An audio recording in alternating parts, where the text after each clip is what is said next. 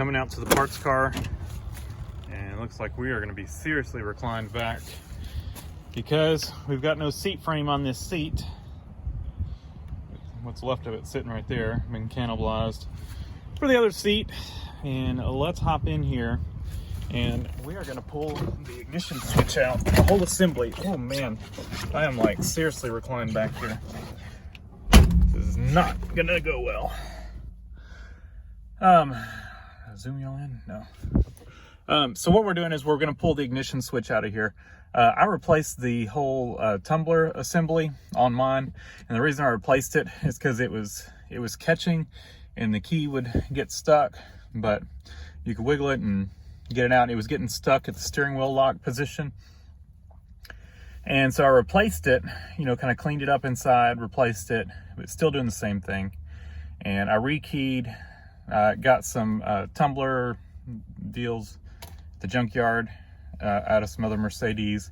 I rekeyed the trunk and the driver's side door to match the aftermarket key that I had for the lock cylinder, aftermarket lock cylinder, and but I did not have enough to do the passenger side door. Then I bought the parts car, and this assembly works well. Oh, and the aftermarket one still gets hung up. It's not an issue with the, it's an issue with the steering wheel lock assembly somehow. And so this one works great, and the key's good, and it's got, you know, driver's side, passenger side, and trunk door handles that are all keyed to this key. And so I'm gonna grab this whole assembly out of here, and we're gonna put this in my car, and we'll swap out all the locks as well. And we'll have one key that matches everything. So how to remove the dash real quick. We'll cut this in there. Since the dash was already, or the instrument cluster was already out of my parts car, we're gonna splice this little clip in here on removing the dash. So you come in here from, because you're gonna have to remove this bottom panel anyway, the one under the dash down there, and mine's already removed, so I'm not gonna show you all that. It's just a couple screws and it comes off. But once it's off, you can reach up under the dash and you can feel the back of your instrument cluster and just push it out. That is the easiest way to get this thing out without risking, you know, breaking something by trying to pry it out. Once you push it out, you can just kind of wiggle it. It comes out. It's got a little gasket that kind of holds it in here, and that's all that holds this thing in. It's like a little rubber gasket thing. You can pull it out, and just you're gonna have to reach around.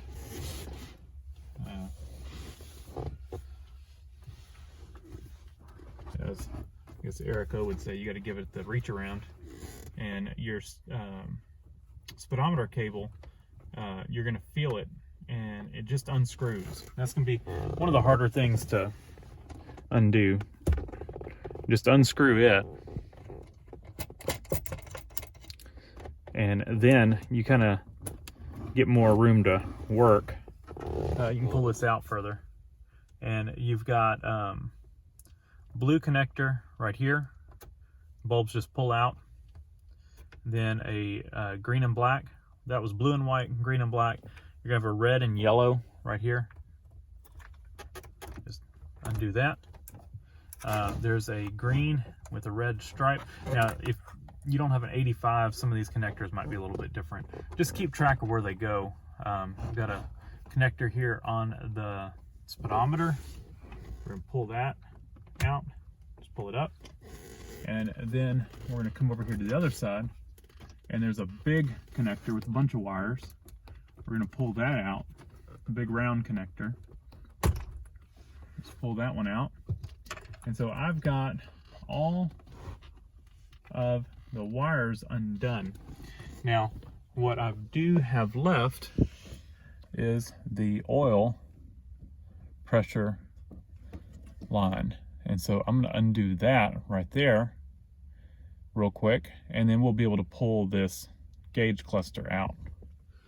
So give me just a second. I grabbed some wrenches. Can't remember what it was. Probably a 10. and it is, I've had this off, but you probably, if you have not, you'll want to hold a backup wrench on the on it, and just make sure have a rag handy in case any oil comes out here. And I do have a rag. I'm going to stuff this behind here.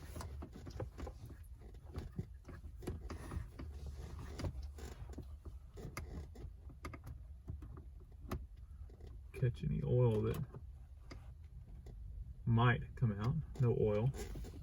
So now I'm gonna just kind of pull that thing out. Not too bad. Here's that big round connector I was talking about. You don't really, that's really the only connector on this side. Your oil connector. There's that one on top of the speedometer I was talking about. I'm gonna assume that's for the cruise control. Got a connector here. Like I said, this is 85, 83. This side's gonna look a little different. Or 84 and older, this side will look a little different because of the difference in the tachometer. But just keep track of what went where. You do have some extra ones here. This one and this one I think are extra. I can't remember. Yep.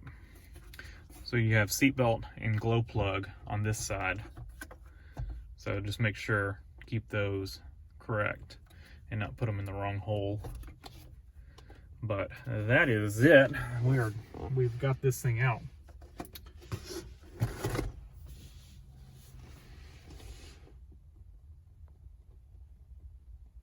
So let's get this thing out of here. Just to get in here, I'm gonna pull all this padding out of here so we can see in here. So let me do that real quick, and then we're gonna have to get this lock ring off, and I'll show you how to do all that. All right, so I'm just gonna push that stuff out of the way. And we've got the actual plug for the ignition switch back here, and we're just gonna reach back here and unplug it. It pulls just straight out. Easy to get undone. There's no battery in this car, so we don't have to worry about, you know, arcing or shorting something out. Keep in mind that if this thing has ever had a leaking oil pressure gauge, it might be messy back there. So let's just, like I said, keep that in mind. So now that that's undone, you're going to need to put your key in here and rotate the lock to the accessory position. And so that is, I think, was it number 1? I forget how it's marked on here. It's the first notch. So once that's there, that's, if you look, you see that little hole? You're gonna need to get like a paper clip or something a little bit stiffer than a paper clip. And what I've got is it was part of a, like a wire clip, like a plug that had a clip, a metal clip that held it. And so it's a little bit stiffer than like a paper clip. And I just straightened it out.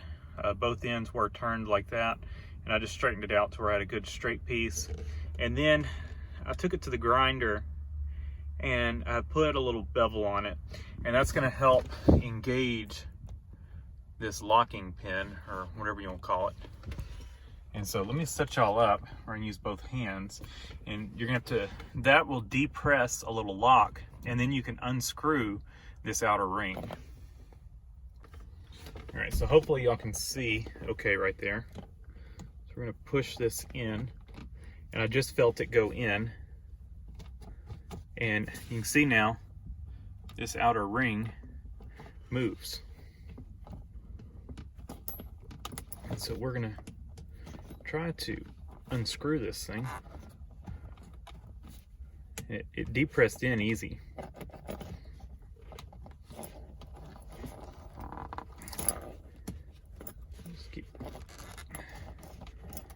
We got this little plastic thing on here. We'll get that off first. It's keeping us from rotating that ring around. So I brought a little screwdriver out here just to help with that. kind of get it in here. We'll work this plastic ring off. Oop, bumped you on. You know, they're kind of sitting on a mountain of parts. Parts cars are kind of become storage for their own parts.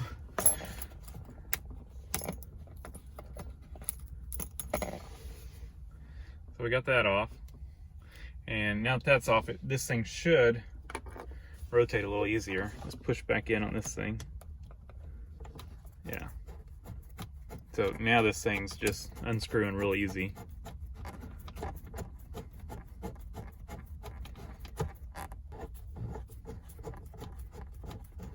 I swapped to my little aftermarket key. There we go.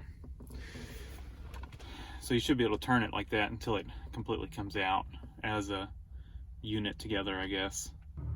All right, so see this little lock collar? This is what holds the ignition switch in. And so we're gonna, it's got an encapsulated nut on this side, and this is a 10 millimeter. So we're gonna get a little 10 millimeter ratchet right here and undo this. I should have brought a ratchet wrench out here, but I did not.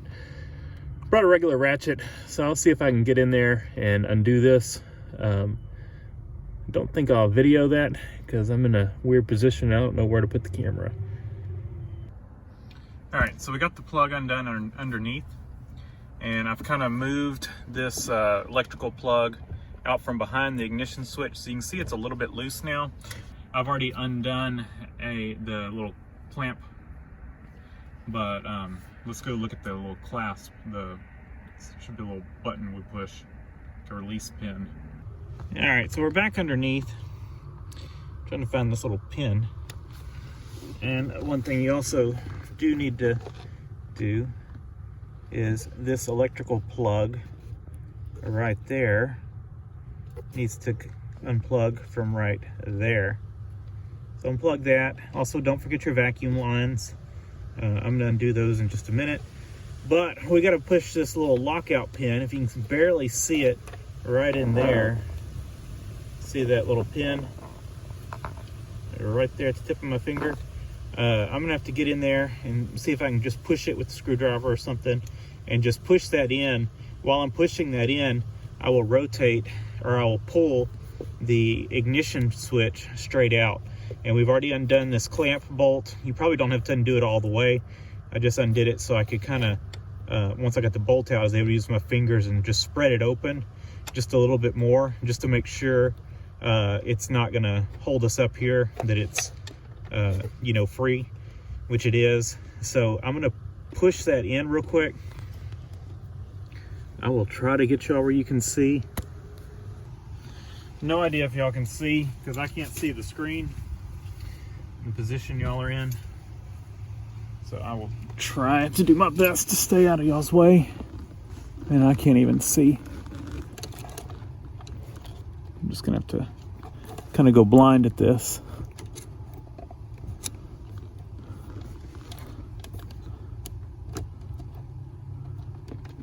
Is that pushing it in? Maybe. I think it did. So I rotated it. I think I pushed in on the pin and I rotated it. Now let's see if we can pull it out. Aha! So I just kept turning and rotating and got it out. And got our vacuum lines undone. And it is out. Now something fell. Oh, the clamp. The clamp fell. That's funny. So we got our ignition switch out. Good deal. So let's take it and we'll go look at it. Maybe we'll tear it open, look at the contacts, maybe do some deoxit and just kind of clean this thing up. You know, put some maybe some white lithium grease in here. Just kind of make this thing good. Might check the vacuum. So I'm gonna do all that. Probably won't video all that. I'll show you all the finished product of kind of rebuilding this thing, and just to make sure that we've got a good switch here. It seemed to work from what I could tell when I had a battery in here when I first got this thing. So not too bad. Don't have to remove the dash or anything. You are going to have to remove the instrument cluster, but in the bottom panel, and that's about it.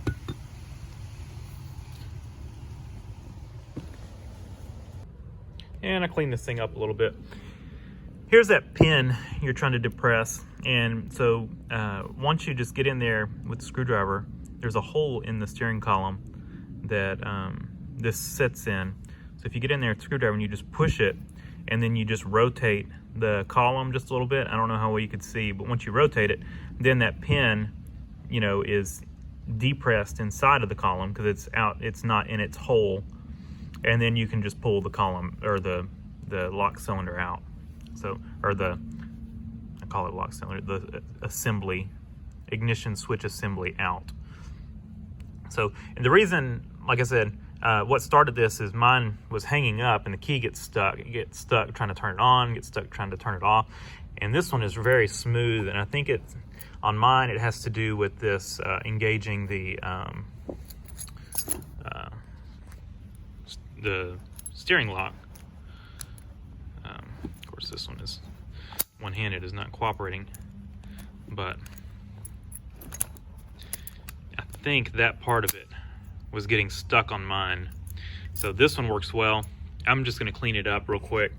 I already threw some brake clean on it. I'm gonna look and make sure, pull those 3 screws out, make sure the contacts look nice inside of the switch itself.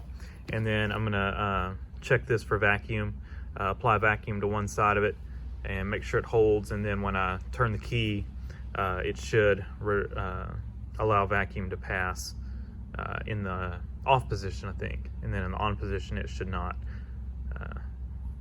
So I'm gonna check that. If this piece is not good, I'll swap it out of my other ignition switch because it is good, and then we should be in good shape.